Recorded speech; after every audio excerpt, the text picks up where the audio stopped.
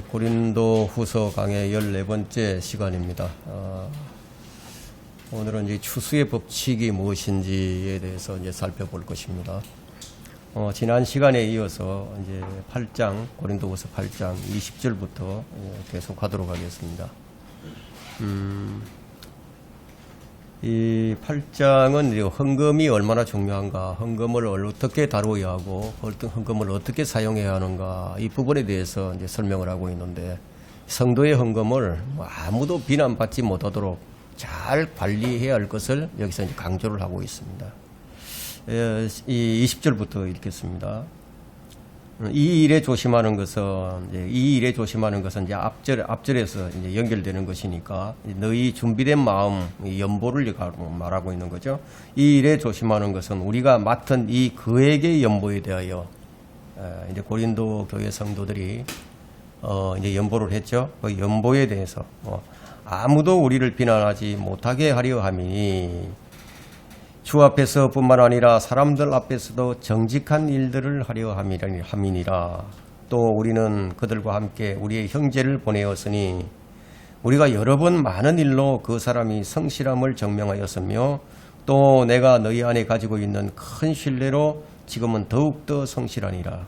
이제 바울이 이 고린도 교회에 이 연보를 촉구하고 또 연보를 관리할 수 있는 사람을 이제 보낸 거죠. 이 보낸 사람들을 지금 이 고린도 교인들에게 지금 디도를 추천하는 겁니다. 디도와 또 그의 함께한 형제들을 이제 추천하고 있는 거죠. 이 사람들이 성실함을 증명했다. 이미 입증된 사람이라는 것을 지금 추천합니다. 지금은 더욱 성실하니라. 디도로 말하면 그는 나의 동반자요. 바울과 함께하는 동반자였고 너희에게는 동력자들이며 또 고린도 성도들에게도 동력자이며 또 우리 형제들로 말하면 함께 보낸 그 형제들로 말하면 그들은 여러 교회의 사자들이요 그리스도의 영광이니라. 여러 교회라는 것 같으면 이제 뭐 예루살렘 교회나 뭐 여러 교회에서 이제 추천받은 인정받은 사람이라는 거죠. 그러므로 너희는 그들과 교회들 앞에 너희의 사랑과 너희를 위한 우리의 자랑의 증거를 보이라. 이제 이렇게 사랑의 증거가 무엇입니까? 여기서는 이제 연보죠, 연보. 아무도 우리가 맡은 이 그에게 연보에 대해서 비난받지 않도록 하는 것은 이 교회가 해야 할 일입니다. 그래서 디도 한 사람만 보낸 것이 아니라 여러 사람을 따라 이제 함께 다른 형제를 함께 이제 보낸 것은 비난받지 않도록 한 사람이 그 관리를 하게 되면 어떻게 되겠습니까? 이제 의심을 할 수도 있죠.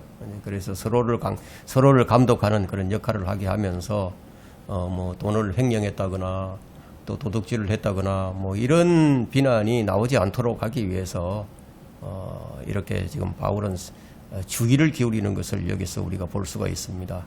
오늘날에 이제 대형 교회에서는 이 교회 재정을 횡령하는 사건들이 이제 많이 이제 일어나죠. 뭐 오래전에 어디입니까? 명성교회에서도 이제 그런 일들이 있었죠. 교회 돈을 횡령하는 그런 일들이 있어서 자살을 하는 장로가 자살을 하고 이런 일도 그런 사건들도 있었습니다. 교회 재정은 다 투명해야 됩니다. 왜 바울이 디도와 다른 형제들을 보내서 그에게 연보를 관리하게 했는가? 그걸 보면 21절에 보니까 주 앞에서뿐만 아니라 사람들 앞에서도 정직한 일을 하게 하려 함이라고 말하고 있거든요. 자, 우리가 하는 일은 하나님 앞에서 정직하게 한다고 할지라도 사람들에 의해서 의심을 받을 수가 있거든요. 그러니까 사람들이 볼 때도 정직하게, 이 사람 정말 정직하게 하고 있구나. 이 투명성을 이제 보여줘야 되는 거죠.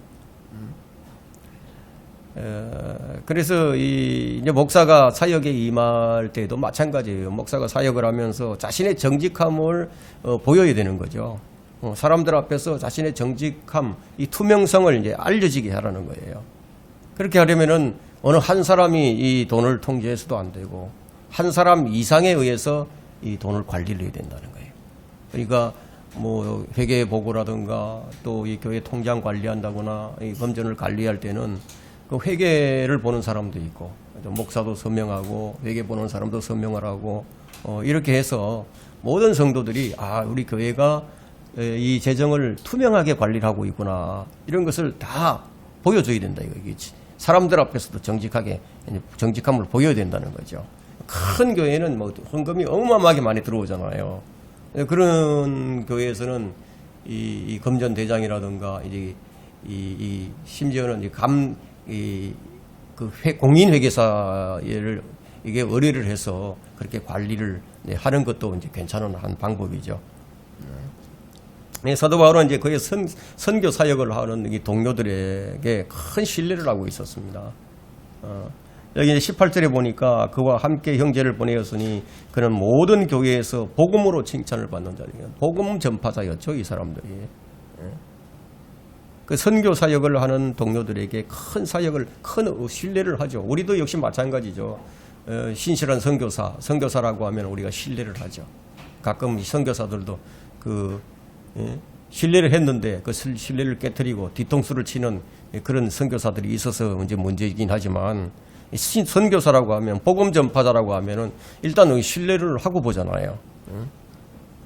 여기 있는 사람들은 그리스도께서 하신 말씀의 이제 본보기들이었습니다.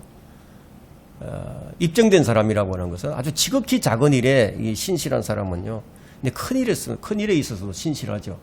그 작은 일에 신실하지 못한 사람은 이 큰 일에서 신실할 수가 없습니다. 디도가 아주 작은 일들에 아주 성실했기 때문에 이 고린도 교회의 연부를 관리하는 일에 있어서도 아주 성실할 것이라고 바울은 믿어 의심하지 않았어요. 그래서 지금 22절에 보니까 우리가 여러 번 많은 일로 그 사람이 성실함을 증명하였으며 하고 있죠. 이미 충분히 입증된 사람이 바로 디도였습니다.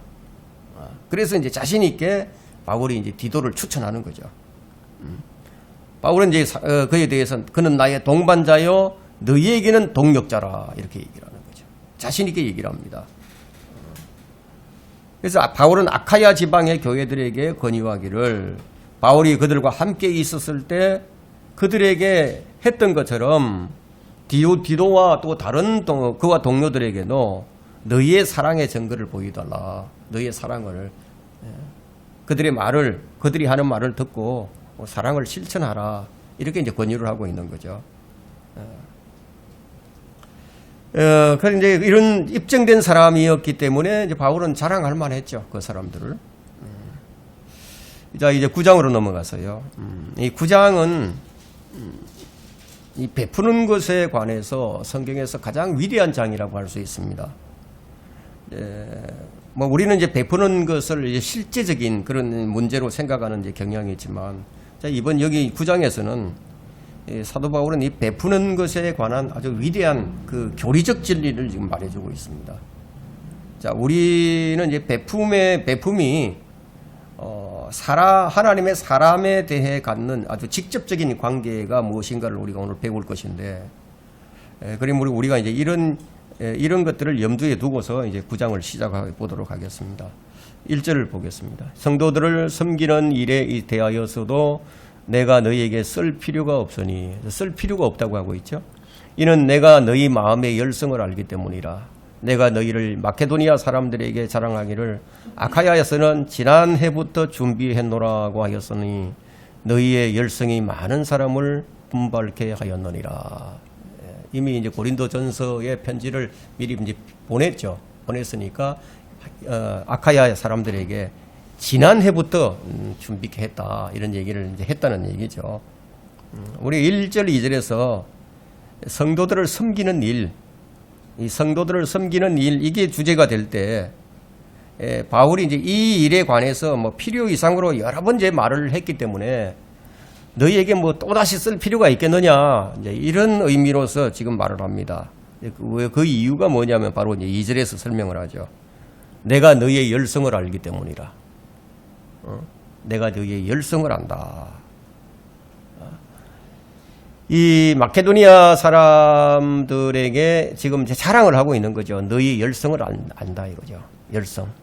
열성이 뭐죠? 열성이라는 것은 참 좋은 것이죠. 열성은 많은 사람들에게 이 분발하는 효과를 일으키는 그런 역할을 합니다. 누구 한 사람이 이제 열성을 가지고 막 일을 한단 말이에요. 그럼 다른 사람은 옆에서 자극을 받고 도전을 받게 되죠. 나도 저렇게 해야지.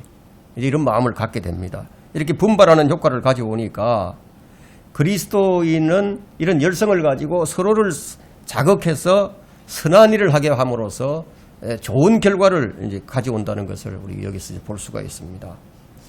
옳은 일들을 할 수 있도록 열성을 내어서 일을 하면 이제 분발시키는 그런 역할을 하니까 좋은 일이라는 거죠. 그것은 어떤 모양으로든지 도움이 됩니다.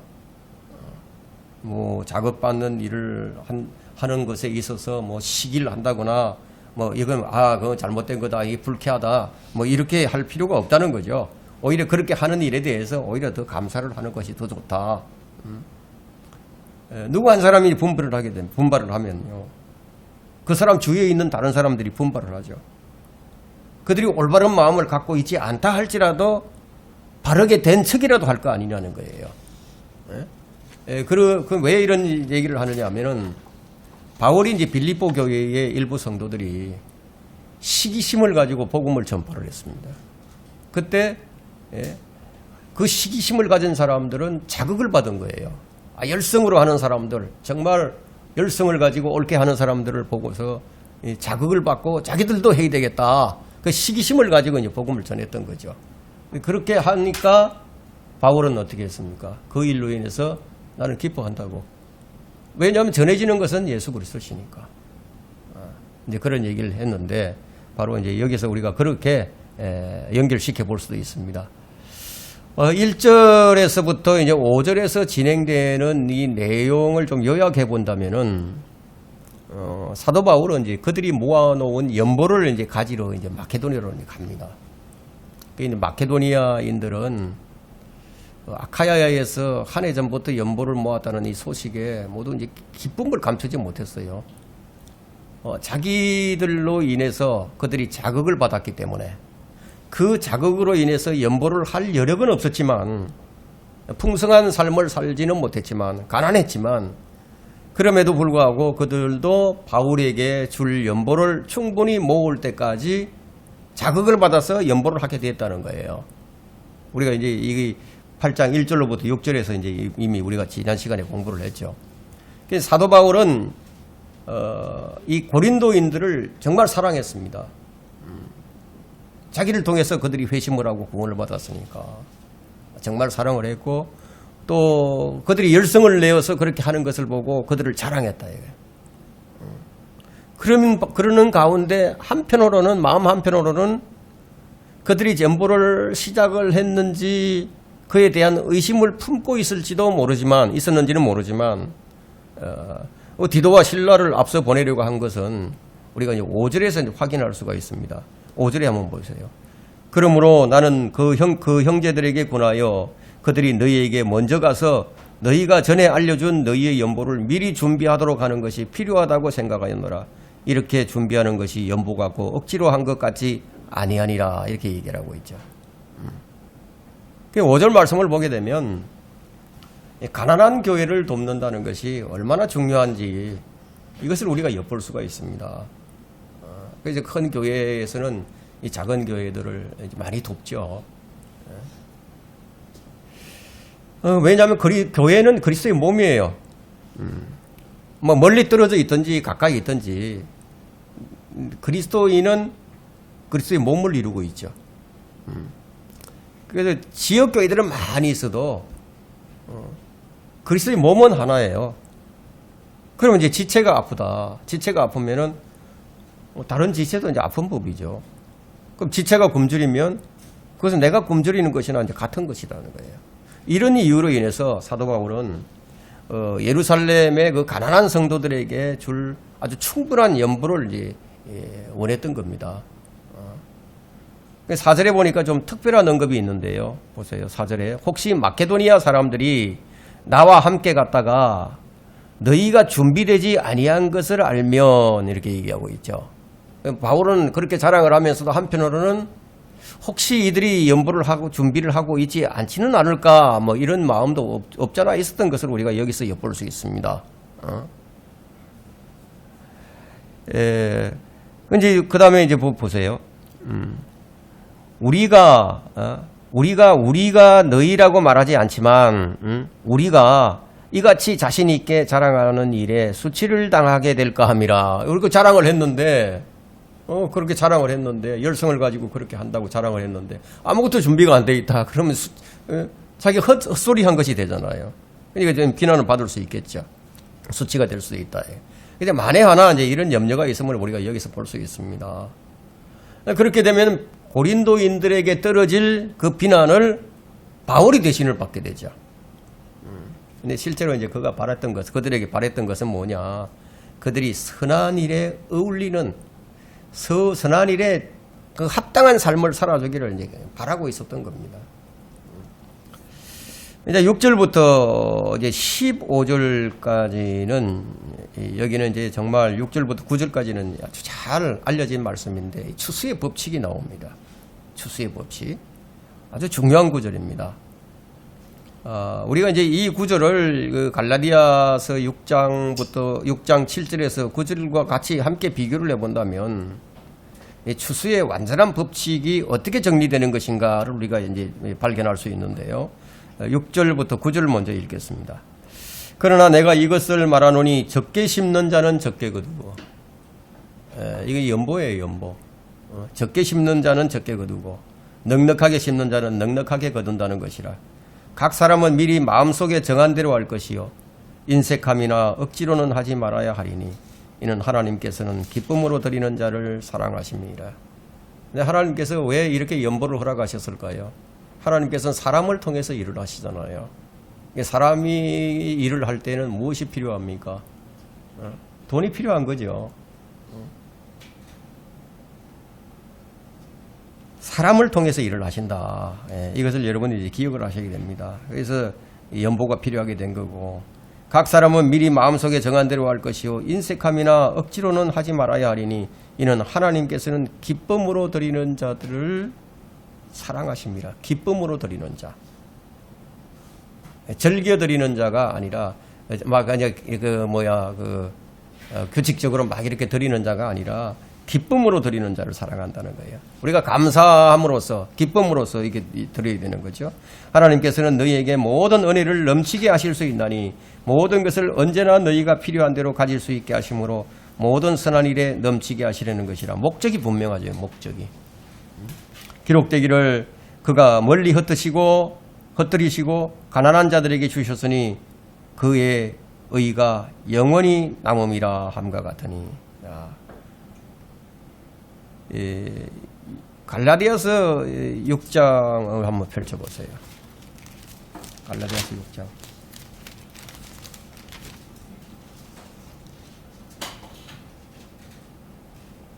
이 6절, 7절, 8절, 7절, 8절 한번 보겠습니다. 6장 7절, 8절. 속지 말라. 하나님은 우롱당하지 아니하시느니라. 이는 사람이 무엇을 심든지 그대로 거둘 것이기 때문이라. 자신의 육신에 심는 자는 육신으로부터 썩은 것을 거두고 성령에 심는 자는 성령으로부터 영생을 거두리라. 선을 행하다가 낙심하지 말지니 쓰러지지 아니하면 때가 되어 거두리라. 자신이 심는 것을 거둔다는 거죠. 자신이 심는 것을. 추수의 완전한 법칙을 우리가 정리를 하는데 자신이 심는 것을 거둔다. 만일 썩은 것을 썩은 육신에 심게 되면 썩은 것을 거두게 되지만 생명의 영이신 성령에 심게 되면은 영생을 거두게 된다. 이건 하나의 법칙이라는 거예요. 언제나 심는 것보다 더 풍성하게 준다는 겁니다. 언제나 심는 것보다 더 풍성하게 거둔다. 요한복음 12장 24절에 이제 그렇게 말씀했죠. 잠언 19장 17절에는 이런 말씀이 있어요. 가난한 자를 불쌍히 여기는 자는 주께 빌려드리는 것이니 그가 베푼 것을 주께서 그에게 다시 갚아주시리라. 그러니까 가난한 자에게 베푼다. 가난한 형제들에게 베푼다. 이렇게 했을 때 그거는 이제 주께 빌려드리는 것이 되는 거예요. 그럼 주께 빌려드렸으니까 누가 갚습니까? 그 가난한 형제가 갚는 것이 아니라 주님께서 갚아주신다는 거예요. 참 위대한 말씀이죠. 주님께서 갚아주신다. 가난한 자에게 베풀었더니 주님께 빌려드린 것이 되었고, 그러니까 그 베푼 것이 주님께서 다시 갚아주신다. 그러니까 주님께서 갚아주시면 어떻게 갚아주시겠습니까? 그러니까 자신이 심은 것보다 더 많이 거두게 되는 거죠. 그럼 자신이 어떻게 심느냐에 따라서 이제 거두게 되는데, 고린도후서 9장 6절에 보니까 적게 심은 자는 적게 거두고 넉넉하게 심은 자는 넉넉하게 거둔다고 했는데, 그럼 만일 적게 심는다면 적게 수확을 하게 되겠죠. 이 법칙이라는 거예요. 많이 심으면은 그냥 많은 수확을 거두게 된다. 이 법칙입니다. 법칙. 그리고 언제 거두게 되느냐. 갈라디아서 6장 9절을 보니까 미래에 거둘 것이라고 해요. 미래에. 지금 거두지 못하면 미래에 거두게 된다. 어쩌면 이곳 지상이 아닐 수도 있죠. 어떤 경우에는 적각 하나님께서 갚아주시는 경우도 있지만, 그렇지 않은 경우에도 낙심하지 말라는 거죠. 지상이 아닐 수도 있다.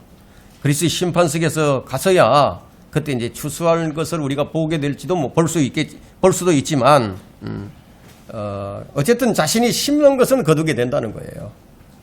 이것이 바로 영적인 법칙입니다. 그러나 그것은 자신이 심는 씨가 모두 좋은 열매를 맺는다는 보장은 없어요. 왜 그러냐면요. 까마귀들이 와서 씨앗을 먹어버릴 수도 있고요.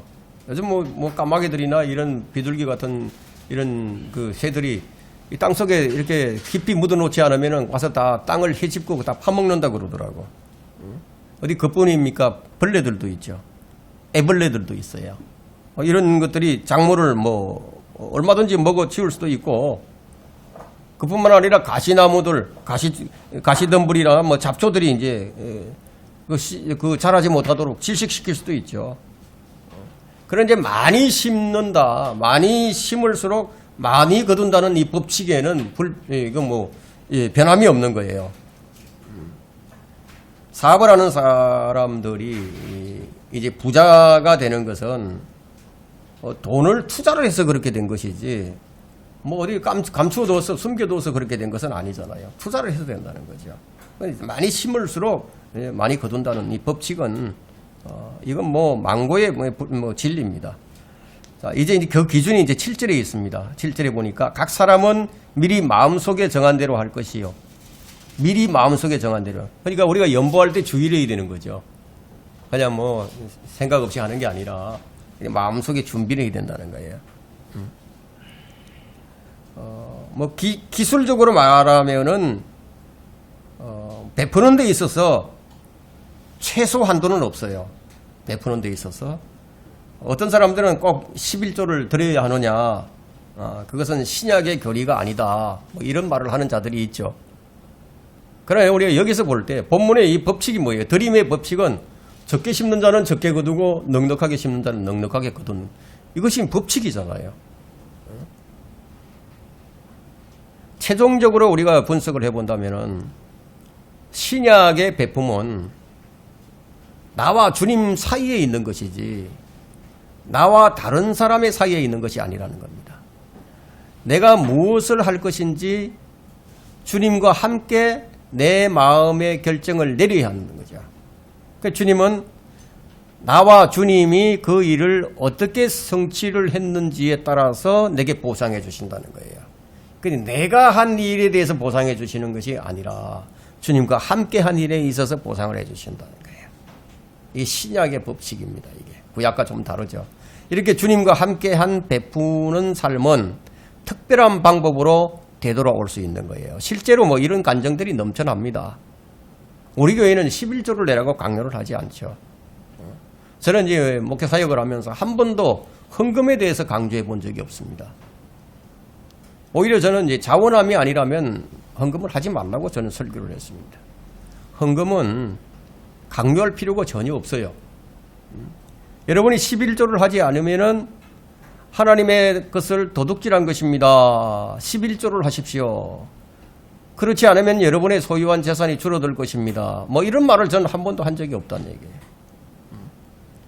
우리가 여기서 얻어야 할 교훈은요, 어떤 궁핍한 성도들을 위해서 하나님께서는 여러분의 손을 통해서 연보를 모으신다는 것을 우리가 여기서 발견할 수가 있는 거예요. 고린도전서 8장, 고린도후서 이 8장과 이 9장이 지금 그것을 우리에게 보여주고 있습니다. 그래서 저는 이제 그래서 사역을 하면서 헌금을 강요할 필요가 전혀 없었어요. 한 번도 뭐 강요할 필요가 없었습니다. 모든 것을 주님께서 채워주셨죠. 우리가 주님께 돈을 맡길 수 없다면 어떻게 주님께 우리의 혼을 맡길 수가 있겠어요? 돈도 못 맡기는 사람이 어떻게 내 혼을 내 자신을 맡길 수 있겠느냐는 거예요. 그러니까 많은 사람이 이 자신의 혼보다도 자신이 가진 돈을 더 소중히 여깁니다.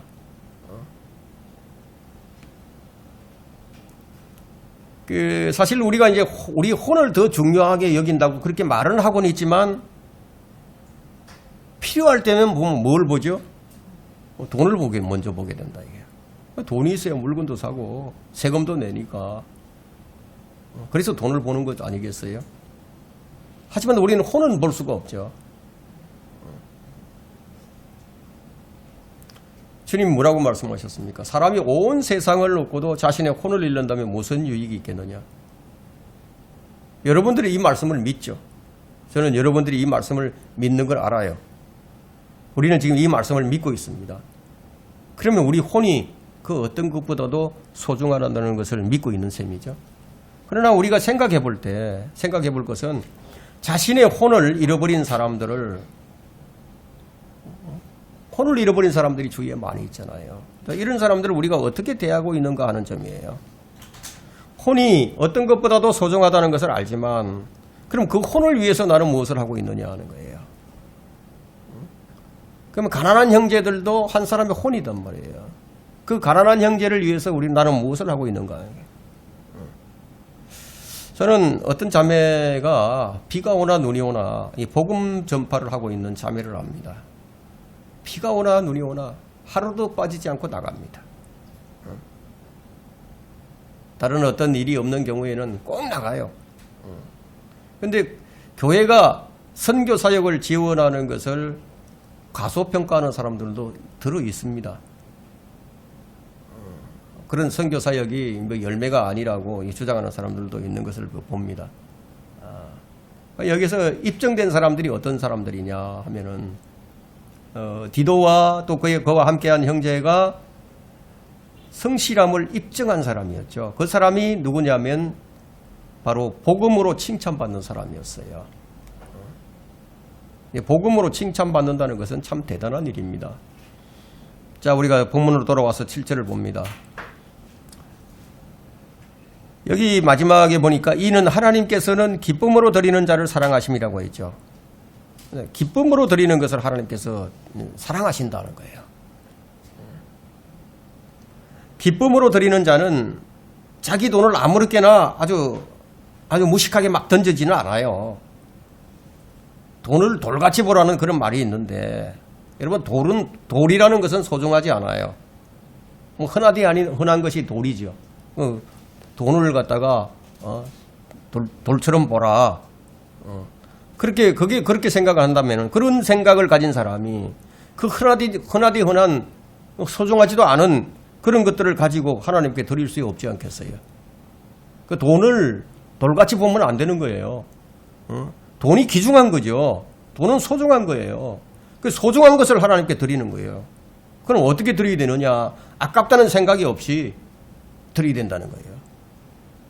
드리고 남는 것이 얼마인가에 대한 걱정 없이 주님께 그것을 진정으로 그냥 드리는 거예요. 뭐 아무 준비도 없이 주머니에 손 넣다가 뭐 지폐 몇 장 꺼내가지고 넣는 거 이게 아니고 어떤 사람은 와서 세어보지도 않고 그냥 막 집어넣어 버려요. 그러니까 여기서 뭐라고 얘기합니까? 각 사람은 마음에 미리 정한 대로 하라는 거예요. 그러니까 막 주머니에서 그냥 끄집어내서 그냥 세어보지도 않고 얼마인지도 모르고 집어넣었어. 그럼 마음에 정한 대로 한 것입니까? 정한 대로 한 게 아니죠. 그러니까 이 말씀에 따르게 되면 그런 사람은 헌금을 잘못 드린 거예요. 탈락이에요. 그죠? 하나님께서는 온 세상을 사랑하시지만 하나님의 사랑에는 정도가 있음을 우리가 알 수 있습니다. 주님께는 12제자가 있었는데 그 중에서 측근 그룹으로 셋을 두셨어요. 바로 베드로와 요한과 야고보죠. 또 주님께서 특별히 사랑하셨던 제자가 있어요. 그 특별한 제자인데 누구냐? 바로 요한이었습니다. 주님은 모든 제자들을 다 사랑했지만 더 친밀하고 또 한 특정 제자들을 주님께 가까이 이렇게 두고 그렇게 함께 했단 말이에요. 그들은 주님의 사랑을 더 많이 맛을 보았겠죠. 그러면 기쁨으로 드리는 자를 하나님께서 사랑하신다는 거예요. 여러분은 하나님께서 여러분에게만 특별히 사랑해 주기를 아마 바랄 겁니다. 그럼 어떻게 해야 되겠습니까? 이 말씀대로 기쁨으로 드릴 줄 알아야 된다. 이는 하나님께서는 기쁨으로 드리는 자를 사랑하십니다. 여러분들이 이제 기쁨으로 드릴 때 몇 가지 일이 일어나게 됩니다. 어떤 일이 일어나느냐? 첫째, 여러분이 드린 것보다 더 많이 돌려받습니다. 그 6절 말씀이죠. 넉넉하게 심은 자는 넉넉하게 거둔다. 둘째는 여러분이 100% 준 사람에게 개인적인 축복이 됩니다. 왜 축복이 되는지 아십니까? 이 세 번째 거를 보면 알 수 있는데, 여러분이 이제 그들에게 필요를 공급했어요. 그럼 그들은 그것을 받고서 얼마나 감사하겠습니까? 그러니까 기도를 하겠죠. 기도를 계속 해준다. 그에 대한 보답으로 여러분을 위해서 기도를 계속 해주고 또 여러분으로 인해서 하나님께 감사를 하는 거예요. 또 넷째는 응답된 기도로 인해서 하나님께서 그 찬양을 받으십니다. 이만하면 뭐 배당금으로는 썩 괜찮은 거 아닙니까? 이런 좋은 응답이 뭐 없을 수도 있어요. 없을 수도 있습니다. 우리는 몇 년간 우리가 선교 헌금을 이렇게 지원한 적이 있는데 그들을 위해서 우리가 온 교회가 정말 기도를 했죠. 그들의 선교사에게 우리가 지원을 했습니다. 그런데 그 선교사가 우리를 어떻게 해버렸습니까? 그런 경우도 있을 수 있다는 거예요. 그 일로 인해서 교회가 분열될 수도 있습니다. 그래서 거기서 한 가지 우리가 배운 것은 무엇입니까? 선교 헌금은 신중하게 해야 된다는 거예요. 입증된 사람에게 해야 된다는 거예요. 여기 입증된 사람, 온 교회가 입증한 사람, 한 교회에서 입증한 사람이 아니라 온 교회가 입증한 사람이었어요. 여기 디도와 그와 함께한 형제. 그래서 본문 8절은 하나님께서 모든 은혜를 너희에게 넘치게 하실 수가 있나니, 이 말씀은 언제든지 주님을 위해서 하고 싶은 모든 것을 하라고 하는 거예요. 여러분이 필요로 하는 모든 것을 주님께서 주실 것이라는 그런 약속입니다. 그 약속에 수반되는 어려움은 그것이 좀 조건적이라는 거예요. 우리가 이제 가난한 성도들의 풍성한 연부, 가난한 성도들의 경우에 이 풍성한 연부를 한다는 것은 참 그 위험스러운 듯이 보이지만 하나님의 그 능력의 위대함이 이 마음속에 이제 간직이 되어 있다면 뭐 그 위험은 사라지겠죠. 과부가 엽전 2렙타를 드린 것이 가장 많이 드린 것이 된 것처럼 자신의 가진 것을 다 드렸잖아요. 생계 먹어야 할 그 양식마저 다 드렸던 거죠. 그래서 고린도후서 9장 8절은 넉넉하게 기쁨으로 드리는 그리스도인들에게만 해당이 됩니다. 하나님께서 너희의 모든 은혜를 넘치게 하실 수 있나니 모든 것을 언제나 너희가 필요한 대로 가질 수 있게 하심으로 모든 순환리는 넘치게 하시려는 것이라. 이것이 어디에 누구에게 해당이 되느냐? 바로 기쁨으로 드리는 그리스도인에게 해당이 된다. 그래서 바울은 하나님께서 능히 여러분의 필요들을 풍성하게 해주실 것을 주장을 합니다. 너그러운 마음이 있는 곳에 그의 마음이 표현될 수 있도록 하나님께서 준비하신다는 거예요. 이제 본문 9절은 여러분이 이제 가난한 그리스도인이나 뭐 궁핍한 그리스도인들을 도와줄 때마다 주님께서는 그 행실을 여러분의 의로 기록해 주십니다. 여러분의 의로. 이것이 조건부적이죠. 주님은 너희의 의의 열매를 증가시키리라고 이제 10절에 이제 말씀합니다. 예.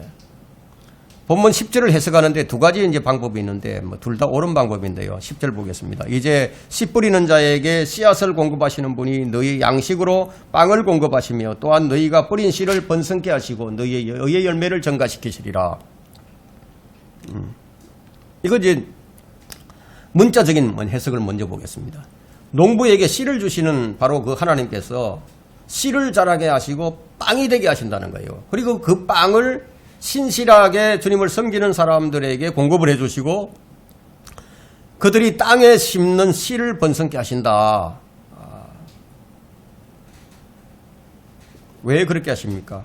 우리에게 심을 씨를 주시는 것은 우리도 먹고 또 그것을 필요로 하는 다른 가난한 사람들에게도 먹일 수 있게 하려는 것이죠. 그 후에 하나님께서는 우리가 옳게 행한 것에 대해서 이제 보상을 해주십니다. 두 번째는 이제 영적인 해석인데요. 영적인 적용은 훨씬 더 힘이 듭니다. 자, 그 씨가 뭐예요? 영적으로 해석을 할 때. 하나님 말씀이죠. 그 씨 뿌리는 자는 누구예요? 그리스도시죠.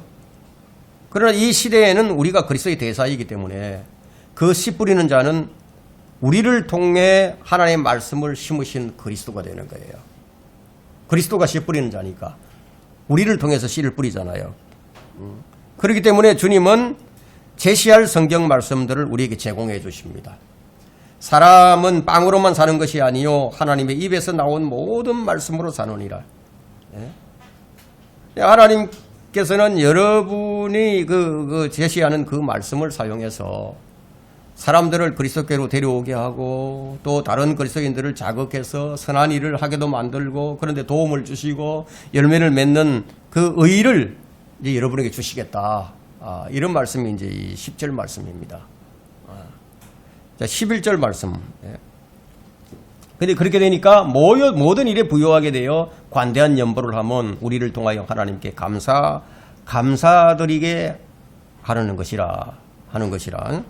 모든 일이 부유하게 된다. 이건 하나님께 드린 결과의 결과 중에 하나인데 모든 일이 부유하게 된다. 주님께서도 말씀하시기를 주라 그리하면 너희가 받으리니 사람들이 후이되어 꼭꼭 누르고 잘 흔들어 넘치게 하여 너희 품에 안겨주리라. 이는 너희가 남에게 대어주는 그 말로 너희가 대어받게 될 것이기 때문이라.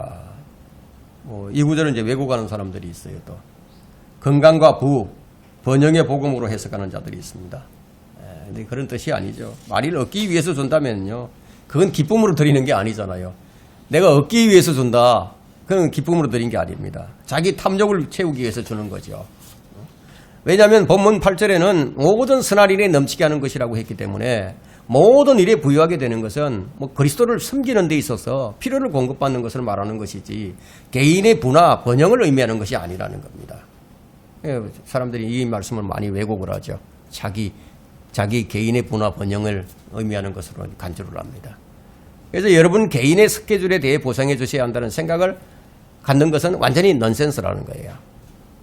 또 주는 것의 결과 중 하나는 사람들이 이제 하나님께 감사를 드리게 하기 위함이라는 거예요. 나 혼자만 감사드리게 하는 것을 나누어 줌으로 해서 다른 사람들까지도 감사를 드리게 된다. 그러니까 여러분의 도움을 받은 궁핍한 성도들은 그들의 필요를 공급하시려고 여러분을 사용하신 데 대해서 하나님께 감사를 드리게 될 것이고 하늘에는 하나님의 영광이 있는 거예요. 그러면 땅에서도 하나님의 영광이 돌려져야 한다는 거죠. 누구를 통해서? 우리 바로 성도들을 통해서예요. 지금 저 하늘에서는 앞서간 성도들과 천사들이 끊임없이 하나님께 찬양을 드리고 있죠. 우리 역시 이 땅에서 그렇게 해야 하지 않겠습니까? 전체 요점은 여러분 때문에 누군가가 하나님께 감사를 하고 찬양하는 것이 여러분이 베풀어서 다른 누군가의 필요를 채울 때 그런 일이 일어난다는 거예요. 시간이 많이 됐으니 오늘 여기까지만 하고 다음 시간에 계속하도록 하겠습니다.